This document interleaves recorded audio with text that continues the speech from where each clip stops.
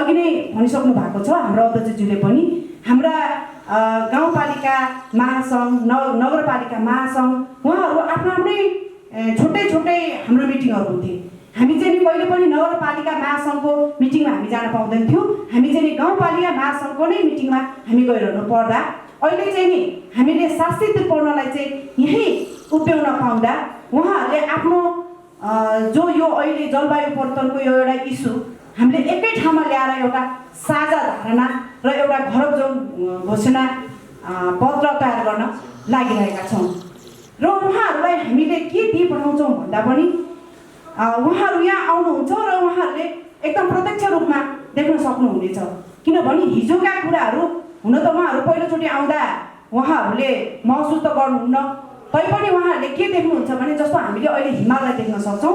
हिजो जहिले पनि ती हिमालहरू सेताताम भएर बसिरहेका हिमालहरू आज चाहिँ ती हिमालहरू कालै भइसकेको छ र हाम्रो त्यो बाढी पनि हिजो अब त्यो यस्तो पानी एकदम झरी परेको बेलामा बाढीहरू आउने गर्छन् भने हिजो दिन डाँडै यस्तो घाम लागेको बेलामा त्यहाँ स्याङको खोलामा पनि बाढीहरू आइरहेको छ र उहाँहरूले यहाँ आउँदा प्रत्यक्ष आफ्नो यो आँखाले देख्ने र आफ्नो यो भूमिमा पैताला टेकेर उहाँहरूले चाहिँ एकदम मनैबाट चाहिँ अनुभव गर्नुहुन्छ भन्ने चाहिँ मलाई लाग्छ।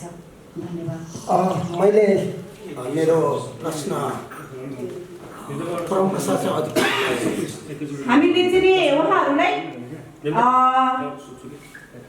मायाको चिनोहरू दिएर पठाउँछौँ।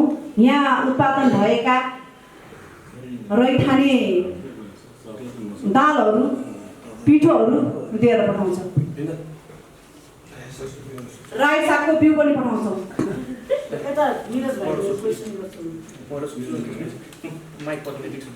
सबैलाई नमस्कार। मेरो नाम चाहिँ निरज थकाली होइन। म चाहिँ घरकुसुम गाउँपालिका वार्ड नम्बर 5 छिरीको स्थानीय हो क्या, यहाँको अहिले स्थानीय पत्रकार पनि हो। र मेरो खास प्रश्न चाहिँ यो जलवायु परिवर्तन 2083 को यो उद्देश्य र प्रभाव थियो भने यो चाहिँ हाम्रो भीमदाले सोध्नुभयो र हाम्रो अध्यक्षज्यूले पनि यसको उत्तर दिइसक्नुभयो।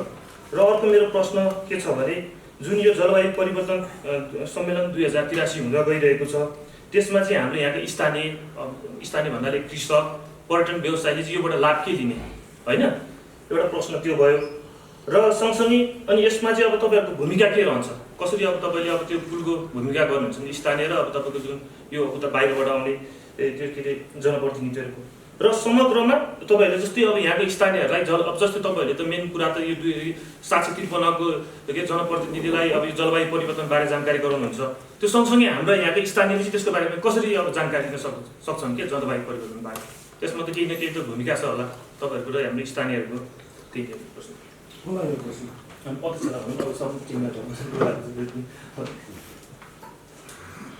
धन्यवाद निरजजी।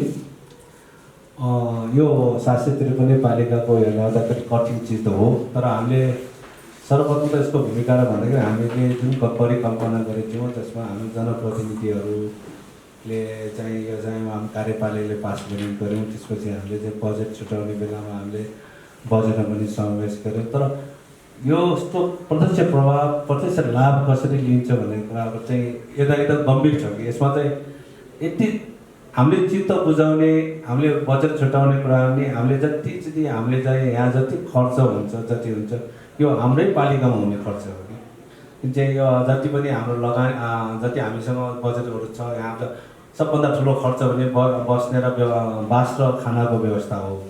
एक दिनमा 30-40 लाख खर्च हुन्छ, त्यो हाम्रै पालिकाभित्र हुने किन हामीले लाभ लिनु पर्यो।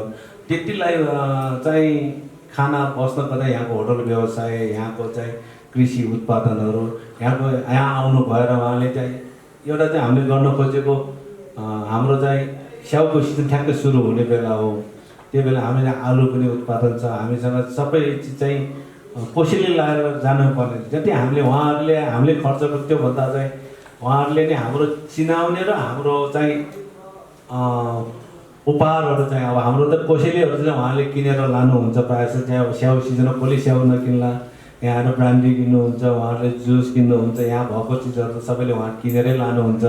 एक त्यो भयो भने हामीले 753 पालिकाको प्रमुख आउनुभयो भने हाम्रो यहाँको हस्पिटालिटी होटलहरूले कस्तो किसिमको व्यवस्था गरेको छ, हाम्रो हाम्रो यहाँ चाहिँ हेर्ने चिजहरू के रहेछ त हाम्रो यहाँ हिमालहरू डालहरू हाम्रो मुक्तिनाथहरू यहाँ पर्ला नाका भनेर कोही यहाँको ठाउँमा अनि यातायात कस्तो रहेछ सबै चिज थाहा पाएपछि उहाँहरूले आफ्नो ठाउँमा चाहिँ वर्णन गरिदिएपछि उहाँले एकचोटि उहाँ आफ्नो पालिकामा गएर भन्यो भने पर्यटकमा पनि यति ठुलो लाभ हुन्छ। अनि त्यसपछि चाहिँ हामी तपाईँले भन्नुपर्छ अहिले हामी चाहिँ स्थानीय र जनप्रतिनिधि र अहिले चाहिँ कर्मचारीहरूले हामी कार्य विभाजन पनि गरेका छौँ। त्यसपछि हामीले स्थानीयको क्लबहरूलाई स्थानीयको आमा समूहहरूलाई नि भने हामीले एउटा कसको अहिले होटल व्यवसायलाई आज बोलाएर हामीले मिटिङ राख्यौँ। त्यसै गरी चाहिँ तपाईँ समय अलिकति छ हामीले चाहिँ स्थानीय क्लबहरूलाई स्थानीय गाउँको मुखियाहरू छ उहाँहरूलाई नै सहयोगको लागि तपाईँले के गर्नुहुन्छ अनि स्टल चाहिँ हामीले चाहिँ सब चाहिँ हाम्रो पालिकाभित्र भएको चाहिँ स्टल राख्छौँ। अनि कृषि प्रदर्शनी पनि हुन्छ प्रतियोगिता पनि हुन्छ कसले हामीले सालै कृषि गरेर नि यसपालि चाहिँ केही गरौँ भनेछ। अनि कृषि फार्मलाई पनि शीतलस्थ बागवानी केन्द्रलाई पनि अनुरोध गरेछ उहाँको स्याउको भेराइटीहरू कति हुन्छ भने सबै चिज प्रदर्शन गर्नको लागि अनि स्याउको बिक्री स्टलहरू पनि सबै राखिन्छ जस चाहिँ हाम्रो पालिका र हाम्रो मुस्ताङ जिल्ला अथवा मुस्ताङ जिल्लाले मात्र हाम्रो पालिका मात्र फाइदा नलिकन मुस्ताङ जिल्ला गण्डकी प्रदेश समस्तले नै फाइदा लिने कार्यक्रम हो कि यो चाहिँ सबैले थाहा पाउने सबै गण्डकी सबै चाहिँ गण्डकी प्रदेश भएर नै यहाँ आउने हामी उसमा आउने भएकोले सबैलाई लाभान्वित हुन्छ जस्तो लाग्छ।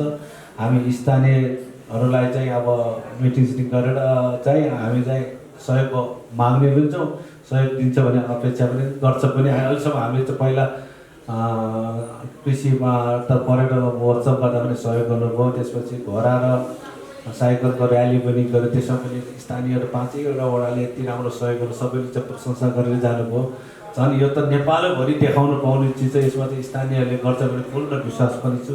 त्यो भन्दै धन्यवाद।